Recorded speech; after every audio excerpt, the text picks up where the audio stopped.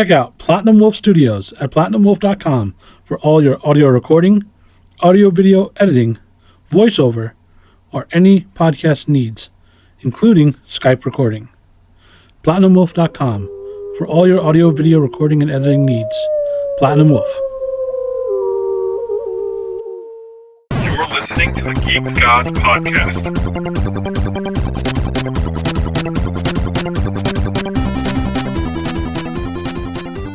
Welcome, everyone. Pretty good. To the Geeked Gods Podcast. Look at you. I'm your host, Ashish Thomas. With me is... Angelo, Carbone. Glen, Wolfe. Sarah Vale. Tahlia, Merrill, Kirk. And we're here for episode 9, all about iconic comic books and series. So this week alone, we've had a pretty iconic week in comic books the recent couple weeks. Dark Knight 3 is in the stores, with Frank Miller writing again about his Frank Miller, the Dark Knight Batman. Right. And his take. And then we had the 27th anniversary of Sandman, which when I first read it, I'm like, why are we celebrating a 27th anniversary of... Yeah, that's kind of think it's bizarre, weird. It's weird that Neil Gaiman was like, I don't think he was celebrating. I think he was just astonished that it's 27 years since... That's a 27-year and 7-month anniversary. Yeah, sort of. I was like, okay.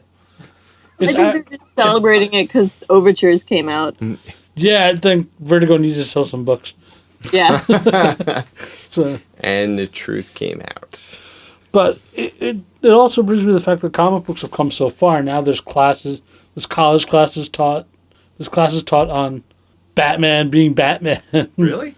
Not in real colleges. I'm talking about these liberal arts colleges. I was going to say, I wish I took one of those I classes. should have went to that It's school. real. If I went to school and I had a Batman class, I think I would have aced it.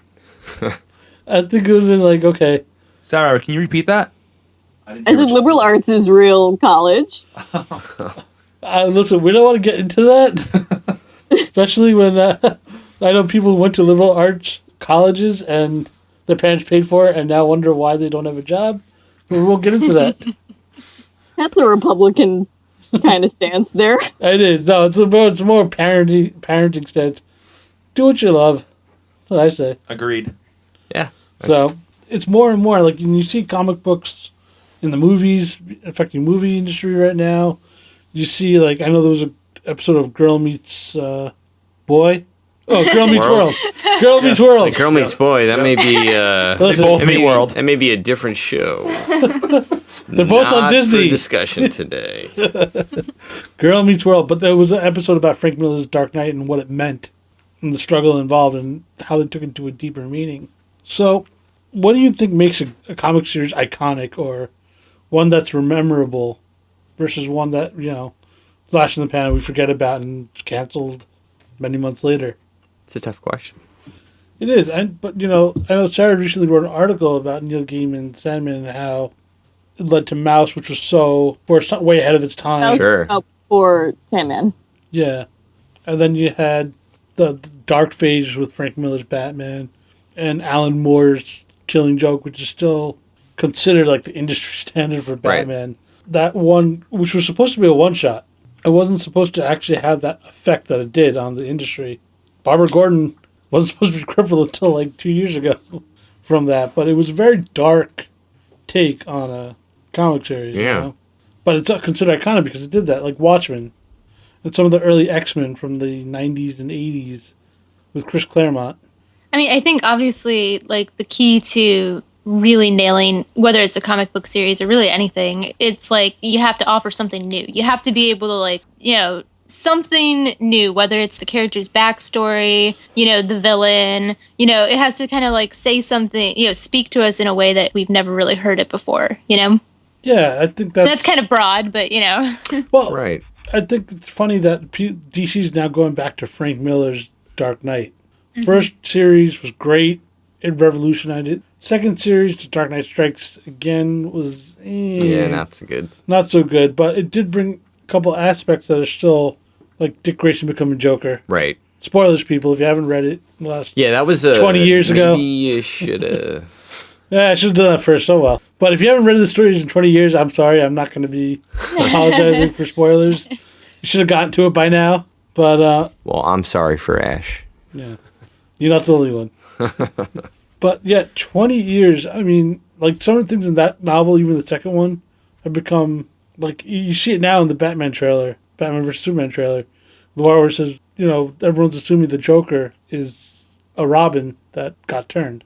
Mm-hmm. So so you see that aspect of that, what he wrote back then is still affecting series now. You know, I was looking at some series, like even Batman. The great writers usually have 7-8 years on Batman, and then they move on. And it was funny, it's like Grant Morrison had 7 years on Batman. Scott's on his 6th year now. I still can't believe it's 6 years. Scott Snyder's 6 years. Right. And every one of them made it iconic. And I was thinking about what makes Scott's Batman or Grant's Batman so intriguing. Character's been around for 75 years.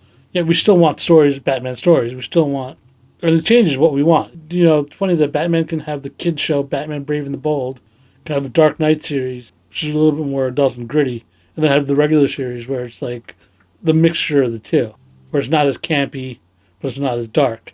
I think there's the element of surprise. You know, that's like why I think kind of reboots of anything, if you can like, I mean, I hate to say like, you know, the same thing over again, but like when you can reveal something about a character that you thought you knew so well, you know, like you feel like you already know everything you could possibly know about Batman, but if somebody's able to reinvent that character and let you see it in a new way, it's all about kind of that element of surprise. Like you think you know this, you know, character so well, and then, you know, if you can surprise your fans with like something new, a different angle to consider, I think that's always, you know. It's funny, like I feel like with Spider-Man though, I feel they're rebooting the movie again. The series has been written by Dan Slott, and he brings a new element to it, which is great. Mm-hmm. But I feel like eventually, like he can't continue to keep being. There's only so many Spider-Man movies that you can make about him getting bit and fighting and overcoming a villain. Are you sure? Well, the reason why they do it is because it sells so well. Right. If it didn't sell so well, trust me, there would be maybe one Spider-Man book and that'd be it. But it sells so well, so they do it across the sections. I mean, we have Black Spider-Man now. Yay, diversity. But it's a funny thing when you do the surprising and the uproar it causes too. Like I remember when Black Spider-Man came out and everyone was in such a uproar. Spider-Man can't be black. Like, it can. He's a fictional character. You can do whatever you want to him. Hey, but you guys were saying Lex Luthor couldn't be like have hair. I mean, you guys felt pretty strongly about that. That is true. But the only reason why is because Flowing red hair. Flowing. Right. Flowing red hair. Well, he looks. Yeah, it's just that wig. I'm not trying to say that No. Spider-Man can't be black. I think that that's a great move, honestly. But I'm just saying, you know. Yeah, I think in that respect, if the changes work, they work. That I think was too far. Even like for me, just that wig is terrible. That's the other thing. You know, he's bald. He shaved his head, and you saw him shave his head. So I'm hoping that he just takes off the hair and is like, "Oh wait, I was bald the whole time. Sorry." It'd be like that would be the funniest thing if they do that. Just like, kidding. Exactly, takes the wig off. It's like, ha. Psych. At the very end of the movie, guys, I know it's been bothering you this whole time, so I'm just going to put you out of your misery. He looks right into the camera and says that. He goes, Yeah. "This is where the kryptonite was. It was in my hair." And Superman blew like It was a wig made of kryptonite. exactly. But we couldn't make it green. It was red kryptonite for See, that makes sense. It was red kryptonite because red's the one that makes him angry, And right? we just uncovered the plot for the entire movie. Sorry, DC. Send us our money. We just wrote your next one for you. But it's kind of funny that I noticed myself lately. Every Wednesday when I go to the comic book shop, I'm not getting out of there without $40 for series. Every week. I've seen you in the comic shop. You've seen me in the comic book I shop. have. I feel like know I how have you roll. witnessed this personally. Well, for me, it's because I have to do the reviews for the site. I have to Right. keep up on and looking down and looking at the stuff. There's so much coming out. And it's like, so I stick to what I know or what I've heard good things about. But more or less, if I need to go somewhere new, usually I'll pick up an image book to go somewhere new. Because I know, and there's people I associate good creators, because since Image is creator owned, I go to the creators I know, like the Becky Cloonans, the Margaret Bennett's, the Ray Foxes, James Tynion. I don't really divert from them unless I hear some really good things about the story. But do you feel that there's oversaturation of new books coming out? oh, absolutely. that you may not, because of that, you might miss a gem. I don't And think there's an oversaturation. I think it's just getting more niche, so you can find, like, you're not stuck to just superhero comics anymore. It's just so much, though. I feel like, you walk into the store and you just are, like, almost overwhelmed. it's like, I agree that there's a lot of different types, a lot of different niches of books, but it's, at the same time, if you want to pick up a couple things, just a little overwhelming. Like, where the hell do I even start? It's like walking into Bed Bath & Beyond. Right, exactly. You know what I mean? Exactly. Sensory overload. You, like, look up to the ceiling, you're like, holy shit, I gotta there's get the this hell many outta comic here. books? Like, what? Yeah, right. no. We never walk into Bed Bath & Beyond. What are you talking about? Oh, sorry. God. What were you doing yesterday? Bed Bath & Beyond. 20% off Probably. coupons. Hey, listen. It's the only way to do it. It's like, but at the same time, I think it's like, it's kind of funny how they go back to these, like, iconic people, like the Frank Millers.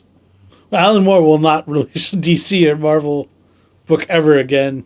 But, like, the Neil Gaimans, they'll have him come in and write guest episodes of comic books they know will sell. And Yeah. so when it dips, they're going back into these guys. But it's kind of funny because I guess when you know that the guy has a guaranteed following and people are going to buy, you're going to make a book with him. Like, I don't know if people heard the uproar with the Dark Knight the Third, the Master Race, but there's been so much uproar after that series. The first issue came out, it was like, no one was really focusing on whether it was quality or not. They were more focused on all the outside stuff that was going on. Like, Frank Miller said he's more directing it, but Azzarello is writing most of it. So the people were questioning whether it was really should say Frank Miller writing or Right. Azzarello. These are things in the industry that are going on. They're going to, nothing you can do about it, just do your best. But then there was a drawing Frank did for the mini comic book with Superman. And I don't know if you guys have saw, but in the comic, you can clearly see Superman's junk. Oh. And people were in an uproar about it. And I'm like, and people were really saying, like, Frank lost it. Frank, apparently there's an illness going on with Frank. Right, yeah, he's sick, right? And he's not doing well. And people are saying, they were saying many mean things about him because of that. And then when they heard the title of Dark Knight 3, The Master Race, people were just like, they may not be the most socially responsible title to have for a comic book. But again, it's a comic book. I was going to say, people need to relax a little bit, too. But- I agree. But at the same time, like, DC knows their image with social justice issues. So maybe if you know you're not doing well in that, don't call something the Master Race. Yeah, it's kind of funny in that even when DC attempts to do some diversity, like with the Batgirl, when they had the transgender character, and they kept getting the pronouns wrong, it like bit them in the ass because they were getting the pronouns wrong because they were calling he, instead of calling the transgender character she, they were calling him he, and they got such a backlash that it's surprising that DC still wants to do diversity, but at the same time, come out with Master Race. It's just like you just got your hand slapped for saying. Okay, I have to ask because I'm not familiar with this at all. Is the Master Race referring to like the villain creating like some mutant army, or is it that Superman is supposed to be like one of the Master Race? So, ironically, the first issue's just come out, and they still haven't gotten to what the Master Race is. Oh, okay. I was gonna say, like, I feel like if it's like, some villain, if it has to do with the villain, I feel like that's okay because then it's kind of negative against the idea of the Master Race, right? Like, my assumption, hopefully I've proven right, is that it's sort of going to be something like that, where there's a villain who wants to make society's master people. yeah, like you see that in shows all the time. And that this is his idealization of what the Master Race should be, and that Batman, who, I don't want to spoil it for people who haven't read it, but there's some elements of who Batman is in the series, and they're trying to take some things with that. But yeah, people were in uproar of the title of the Master Race, because when and they've been ripping Frank. Like, what upset me was the fact that this issue's not even out yet, and you're ripping on Frank. You saw... You saw some artwork that you didn't, out of context, and you're ripping on Frank. If you don't like it, don't buy it. You don't have to rip the man's career. I mean, he's a legend. The second Dark Knight wasn't great. Everyone acknowledges that. As great as the first. If you don't like it, don't buy it. It's my thing with that. You control. No one's forcing you with a gun to your head saying, buy all Marvel's #1s, buy all Batman comics that come out. No one's forcing you. It's true. But it's interesting to see that And I don't know if many of you saw, but Marvel wrote for the number one issues for most of the new reboots of number ones. They rose the price $1. So instead of $3.99, it's $5 for a comic book for the number ones. I saw a couple articles on it, but no one really was in an uproar about it. I think we've all become desensitized to that. So what do you think about that and the fact that the industry's not... I mean, at this point, like you were saying, you're spending $40, $50 a week. I'm at a point now where I just wait till they issue a hardcover, and then I'll pick up the hardcover, and then you have a nice, like, hardbound, edition that you'll keep for, forever. I mean, so I kind of stopped buying comics on a regular basis because of that. Do you think that the industry itself might collapse again with this because they're sort of all the variant different covers? Well, I think the movies are going to carry the comic book. I mean, I can't imagine they're really raking the dough in. Well, I know a couple times I've been to the comic book shop that I go to, Fourth World, and someone walked in for The Walking Dead and was like, wait, it's a comic book? And you see them buy every single hardcover book. They go, wait, it's a comic book? I'm astonished that it's a comic book. And I'm looking going, the comic book's a little bit better than the TV show, let's be honest. I mean, it's kind of funny. I stopped watching for a while Walking Dead. I didn't watch any of the last season or the season before that. And then I started watching it again. I watched the Eastman episode this season, which was... Nothing happened in the episode, but it was... Which is typical of The Walking Dead. And it's funny how people who never read the comic book are reading going, it's kind of boring. They're focusing... What about the zombies? And I'm looking going, the whole point of the series is not to talk about the zombies.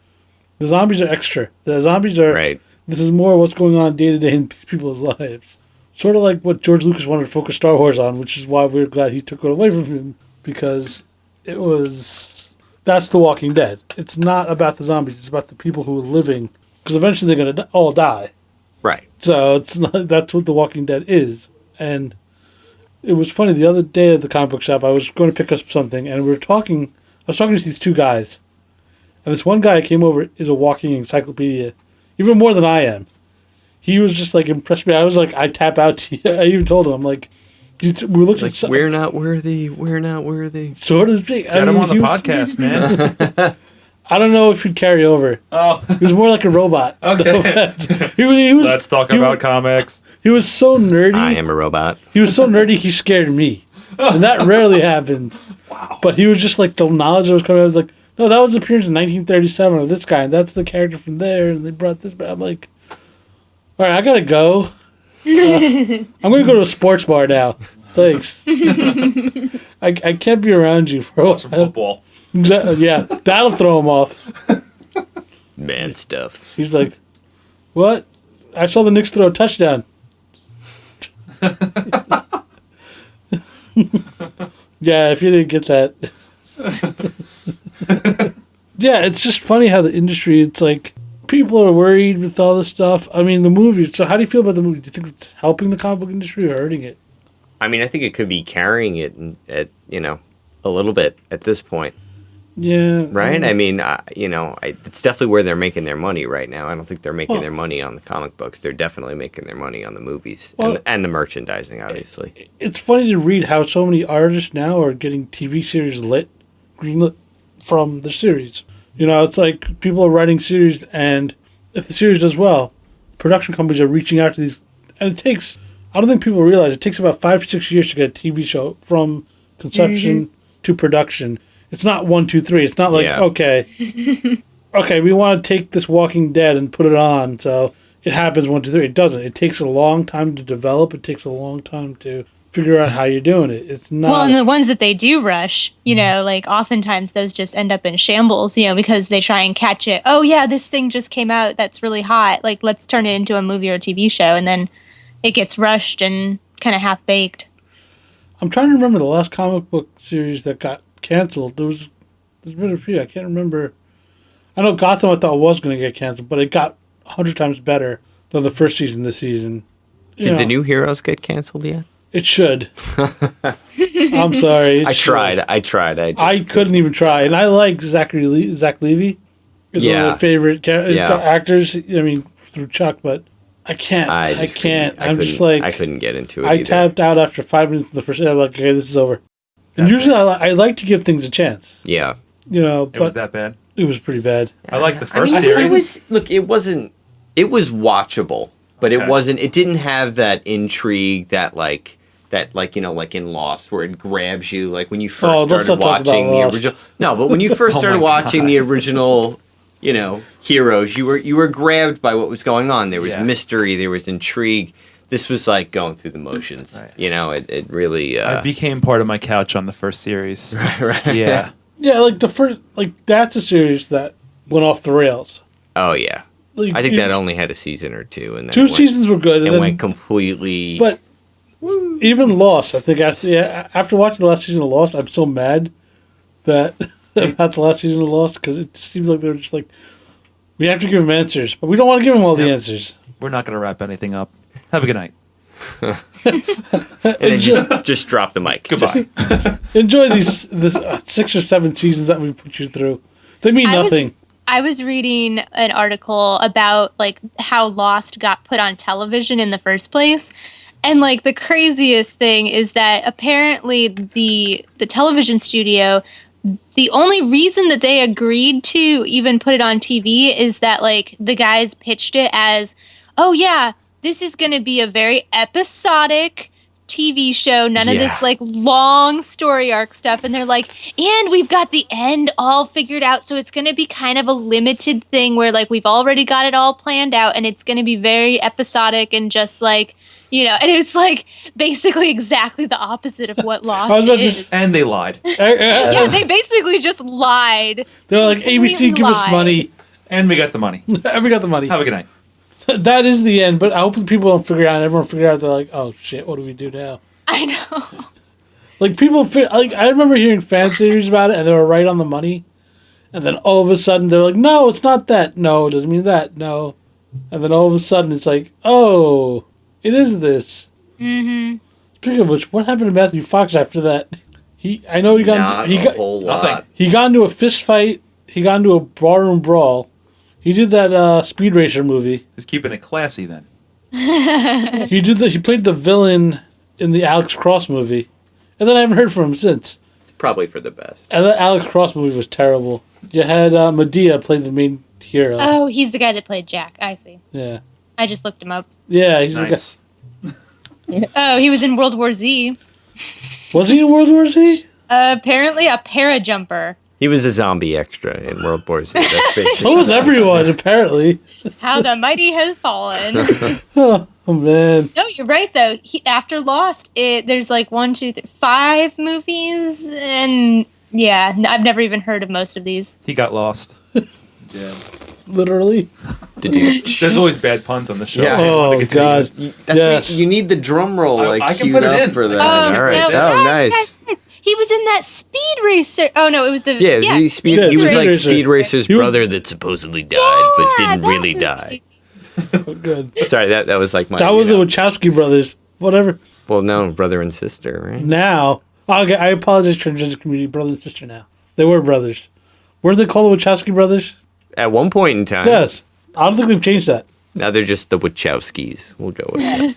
All right, there you go. I think. But I think they didn't have a hit really until Census 8 that came out on Netflix, and still, I only saw that. That's the one with Saeed, right? Saeed's Yeah. in that. Yeah, I caught the first episode. I I haven't. would definitely like to get back into it. That's what I have to do. I'm still trying to finish Jessica Jones. So. Yeah, Jessica Jones was great. Oh yeah. It was gritty. But then I watched that and compared to Supergirl, and Supergirl, and Oh, I can't even. I'm not even gonna. it's interesting. Not for me.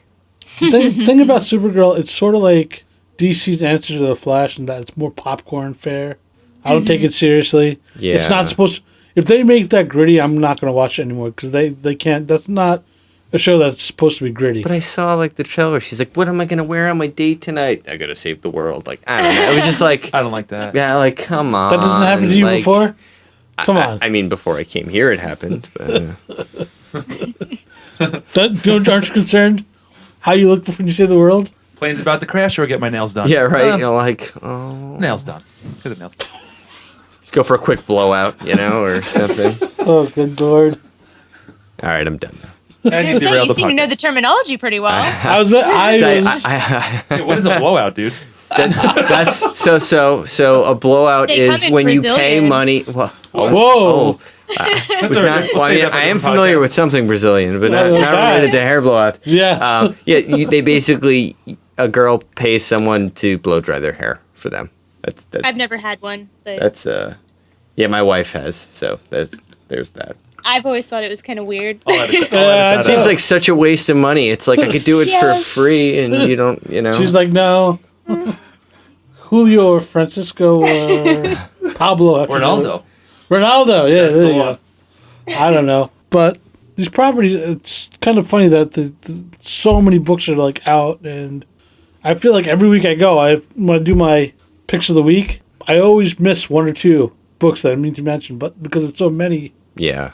coming out that I'm just like, oops. But what I do like, the fact is, like, now there's a lot more diversity in the writers. There still needs to be more. There needs to be more gains in diversity, but it was kind of fun. I was looking at our picks for next week, or my picks for next week. Yeah. Top 3 are women writers. And I was looking back. I'm like, I don't know if it's been a time. There still needs to be more. I think there needs to be more strides towards that, Sure. just to make it equal and better. But 3 of my 4 picks for next week are all women writers. And one of them is a all-women team. The artist and the writer are women. What book? Insects #1 from Aftershock Comics. Which is, they started out, I couldn't find their first book here, so I'm hoping Okay. the second book that they have, which is out next week, comes out. and Okay. we can pick it up because it's Victorian horror. It's, well, the way someone described it as lesbian Victorian horror. I just was sold. I think Glen was sold too. You know, I mean, that could be worse. No, I guess. I think no. I think it's going to be interesting. We need more Victorian horror. I feel. I mean, Crimson Peak was a great movie, and I think Yeah. I liked it. Gothic horror done well is really awesome. Yeah, Wait, I'm sorry. Say that again. Gothic horror, when it's done well, is really awesome. Yeah. and knowing the writer who's writing it, it's going to be really good. Yeah. So, and it's her first chance to be creator owned. So, I want to support it as much as I can because Yeah. Yeah. it's creator owned. Trust me, it's very hard to get a book published these days with so much out there. But like Angelo said, I don't think they make money off the comics. They're signing these. It's why Marvel continues to make Spider-Man books and things that make money. Even X-Men, even though there's a whole big thing, does Marvel want the X-Men around or not? Oh, they're definitely trying to like kill off the X-Men. They're still producing 3 books. Yeah, but 3-4 books, and they're still producing Deadpool. can never get enough X-Men. You know what it is? I'm looking at X-Men now, and I feel like, I don't know, I feel like the best that's been done, like now they're just rehashing whole storylines and stuff like that. Well, I mean, you could kind of say that for most of the comics that are out there right now. No? Some of them, yeah. I mean, I feel like there's a lot of that. I don't know. I think there's rehashing. Personally. But like, every time I pick a Batman book, it's something different. Now that Gordon's Batman. Yeah, well, that's... Spoilers, people. yeah, Oh. really. Oh, my God. This I guy. hate that so much. This guy. Listen, I hate it in Batgirl because I don't believe that he could look at his daughter and go, I don't know who you are because I can't see your cheekbones. that's always surprised me. But my favorite episode of Batman the Animated Series is the one where Scarecrow uses the fear gas on her, and she thinks she dies, and she thinks that's how Gordon finds out, starts chasing them, Bruce and Tim, because he thinks... Gordon starts chasing Batman because he thinks he's responsible for his daughter's death. Oh, no, I didn't. Scarecrow, yeah. It was Scarecrow gave her the fear gas, and it was... I think it's called Over the Edge. It's one of the best episodes of the series, and I think they hinted that Gordon always knew that she was Batgirl. Like, there's a part in the series, like, there's something I have to tell you, and he's like, no matter what you have to tell me, I understand. And I think they made it clear that Gordon did understand that she was Batgirl. I know in The Dark Knight Returns, I was just watching that last night, the Blu-ray of that, the animated one. You hear Gordon basically know that Bruce Wayne is Batman and sort of pretend. I think it's oblivious. Being oblivious is part of the job. Okay. But it's interesting to see that. I don't know if people can look back at this generation and be like, I was looking at the last year. If anyone's going to look back and be like, okay, that is the series that's iconic from all of these. Ms. Marvel is going to be. I think Miss Marvel will be, especially the way they went with the character. I think that's one of the characters. I think we have a lot of unique books. I mean, Sex Criminals to me is one of the most unique. It's one of my favorite books. I love the tongue-in-cheek, the way they do it, but they do it so well that they have the serious side and the tongue-in-cheek in that it's not too off the. It's not dick and fart jokes the whole time. There's some, but there's not. But it's not. The book is not full of them. It's actually a storyline behind it, and they have a. Yeah. There's actual story behind it. The fact that it's already got picked up for a television series to be produced, which is unique. Tahlia, what were you going to say? No, I've been quiet. I'm not saying anything. I think the thing that's going to make sex criminals iconic is dealing with the relationships and dealing with mental health issues within relationships. Yeah, I think that's one of the things that could, especially with mental health issues. That's the other thing that I see. That's people really want diversity. People are really asking for diversity, but it's interesting to see if the industry, and it seems the whole redesign for Marvel was to promote diversity within the character. Now DC was promoting more diversity in the stories, but they also canceled a lot of the diverse books that they had. They also don't really do diversity well. Like, even when they have diverse characters, they tend to f them up. Yeah, I mean, it's a little weird sometimes with DC when they mean, it's like they mean well. They're trying. They are trying, but it just doesn't, the execution of what they're trying just doesn't hold through. But I think, in a nutshell, I think now the industry is also trying to appeal to women a little bit more as well. I think they're starting to realize that not all comic book fans are men, and there's a lot of genres. They're starting to look at the Jessica Joneses out there. I know there was a big fear about a woman-led character, but we've had Agent Carter, you've had Jessica Jones, Supergirl, starting out. I'm kind of glad they didn't start with Black Widow and the Black Widow movie. Agent Carter is actually very well done. Tahlia, you did the article on Agent Carter. I did. Mm-hmm. Yeah, no, I like it a lot. That's on my list of things that I'm looking forward to most in 2016 is season 2. Yeah, because I know in the article you were like, you weren't very sold on it, but after watching it, you were more... Yeah, I mean, because when I first heard about it, it's like, well, it's not like Peggy Carter is that interesting in the Captain America movies. She's just she's just, the girl, and okay, so she's in the military. Big whoop, How can you possibly, have a whole TV show about this one kind of minor character, especially because she's not even a superhero? But it's kind of cool because, of course, we have all these Marvel movies where they keep on coming back with Howard Stark and Peggy Carter. You kind of get to see a little glimpse of them in all of the movies they've been making recently. It's kind of cool because then you actually get to be like, okay, so how did all of this get started? And of course, I mean, and it's definitely kind of geared a little bit more towards women, where it's a period drama to some degree. But I don't know, they just do a really great job of making it, the plots, and the plots are just pretty tight. The script is excellent, and it's kind of got these funny moments where, of humor, which definitely is mostly serious and kind of action spy, little bit there. And then it'll have these little flashes of wittiness. Yeah, I mean, when it first started, I was also afraid, like I said. Mm-hmm. I think the second episode, she puts on a blonde wig and she's trying to... I know. And she's with the lipstick and everything. I was like, oh, God. That lipstick made me so angry. I was just like, you've got to be kidding me. Knockout narcotic lipstick? That's so dumb. I was just like, I was like, please, no. Yeah, I was a little like, okay, is that... Everything cliche. There was cliche. Exactly, everything with that was cliche. She puts on the blonde wig, she uses her wiles to get her way, but then you see... But then they actually improved upon it and actually made it very smart writing. Yeah, thank goodness that it's not every single episode is not, Peggy Carter unbuttons her blouse and all of a sudden she can get through anywhere, Thank goodness. They actually have quite a few scenes. I didn't get to mention this in the article, but this is one of the things I like the best is that they have all these scenes of radio performers performing the Captain America performing the Captain America radio show in the style that you would see back, in the day.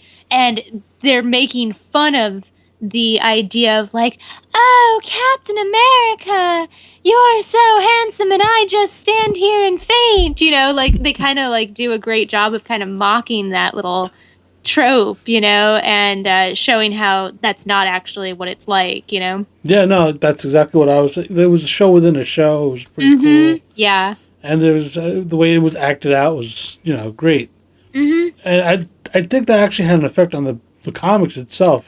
Because now the character, people were looking at more iconic with Captain America going back, wanting Peggy Carter stories. They actually gave her own comic book for a little while to fill in the blanks between Captain America and what happened, For me, like, one of the things that I like the most is that season 1, there's pretty much no romance. Like, you've got, like, some of the guys kind of have a thing for her, but, like, I don't think there's any kissing, at least not for Agent Carter. I don't think I mean, was. other than, does she, like, in a romantic way, does she kiss any of the guys? I can't remember. I think it was to get away.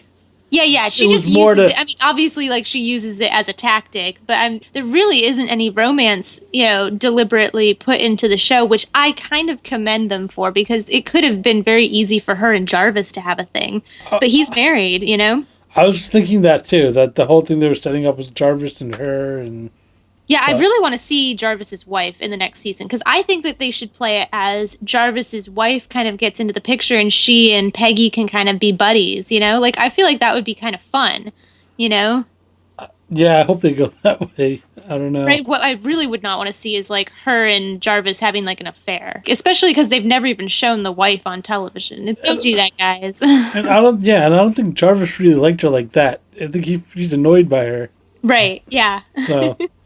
to all of a sudden to have that, but no, it's kind of funny that the industry is still morphing. I think that's the good thing about the industry. It's not, there is, if you look at it from outside looking in, there is a bubble brewing, and the fact that, like, I don't know if this can be sustained with all the properties. I mean, people are going to eventually backlash and be like Angelo, I don't want to pay for these issues. I'm going to pay for the books because having single issues is just too expensive, and I'd rather just get a collection in one nice book. And it takes up a lot of space.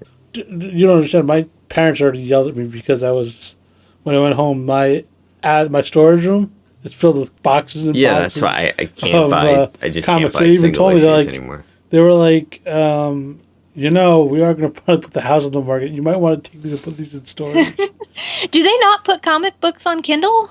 They do, and you see it more and more going to Kindles. Comixology, even the comic books themselves. That's, even for me, as I'm doing my own stuff, I'm looking at where to put it digitally. Yeah. I feel like it kind of loses something, though. Like, you want to... I don't feel the same... Hold the page, and, like, I don't mind reading, like, on my... Like, I have a Kindle, like, the Paperwhite. Like, I don't mind reading a book like that, but when I want to read a comic book or a graphic novel, I just like having the page and, Like, I joined... I'm part of... I bought Marvel Unlimited. Okay. So I'd go through and read those digital comics, but it doesn't feel the same to me as when I have my book in hand. And right. I can tell you, like, when even writing comics, I always want to have something in hand when I'm doing my own. Like, I have it on our site. Our comics are on the site. You read the previews there, but I want something in my hand. Right. But more and more, the industry's going towards digital, too. Mm-hmm. And it's cheaper, too. And people read webcomics all the time. You know what I mean? Like, people get really into webcomics, so it seems like it would be a fairly easy, Webcomics are, like, made to fit your screen. Or, like, I've never really had a comic fit well on my iPad. Mm-hmm. Yeah, like, I always have to zoom in so I can read it, and it loses it a little. Yeah. I think that's one thing with digital. I think we're still in the infancy of that, and you guys are gonna think I'm nuts, but the smell of the ink on the comic is something, right? Yeah, totally. Yeah. No, I guess think I'm not that's crazy. definitely No, I don't think that's crazy at all. I just had the balls to say it. Yeah. Yeah, nice. But there's something about like having own that shit. But like I said, even with the graphic novels, like I have no space anymore, so I have to be very careful where to buy. And, yes, and they're also damn heavy. Yeah, it's like where do you But it's like Shara said though, I didn't even think of that. But sometimes even with Marvel Unlimited, I have to zoom in if I want to read something. Yeah, zoom out, figure out which panel's which, and it doesn't correlate to me. Like I don't feel like I'm reading a comic book. Right. Mm-hmm. Yeah. Because it's such a visual medium. I think if they could figure that out, that would be, another way to go, technology-wise. Because more people are buying single issues digitally and then buying the graphic novel. Right. I could see that. So there's only been I think there's Marvel Unlimited, it's Comixology, and Dark Horse has their own app that they developed. Okay. So there's not really that many options. Like for us, we just threw it as a PDF and threw it on there. Okay. So anyone can keep what we have, the previews we have on the site. But if you do that, send me money. Nice. We're on the honor system. No, I don't care. The check's in the mail. It's coming. Hundreds of people have told me that. You got to put a PayPal donate button on there. Yeah. Right? There you go. That might be what we do. That's a good idea. There you So go. I'll have to talk to Thomas about that. Yep. Our web guy. But so, talking about this, it's funny how hopefully this continues. I think we're in a new era. It's a different era than the 80s and 90s. But I wonder how people back then thought about it. Do they think the same thing we're thinking now? With the Frank Millers and the... Right. Are they thinking, when they were thinking then, they're like, wow, this industry is going to blow up. But even if the industry does blow up, I think the good people are going to stay and the good writers are going to be there. And you're going to get rid of the fringe. Right. So with that, I'm Ashish Thomas. Angelo Carbone. Glen Wolfe. Sarah Vale. Tahlia Merrill Kirk. And you can find Tahlia Merrill on her site. It's timelesstalesmagazine.com. And Sarah, you can find your... At More Than Fable. You can always find us, all three of us, and Glen at thegeekgods.com. And thanks to Joe Jeremiah for using a little bit of 18th theme. This is episode 9, Comic Books. Bye. Bye, guys. Bye.